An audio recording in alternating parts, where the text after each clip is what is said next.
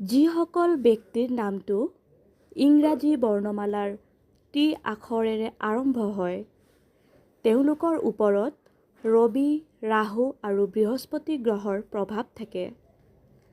তেওঁলোক ৰোমেণ্টিক, আৱেগিক, সৎ আৰু ন্যায়পৰায়ণ হোৱা দেখা যায়।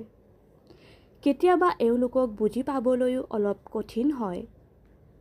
এওঁলোকে নিজৰ ওপৰত বিশ্বাস ৰাখে আৰু কৰিম বুলি ভবা যিকোনো প্ৰকাৰে কৰিহে এৰে।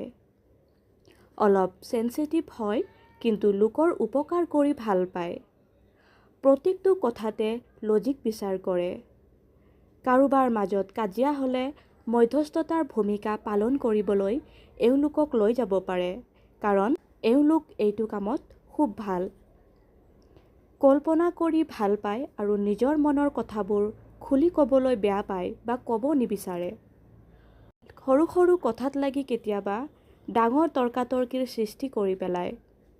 এওঁলোকে নিজৰ পচন্দৰ মানুহবোৰক সুৰক্ষা দিবলৈ যিকোনো কাম কৰিব পাৰে।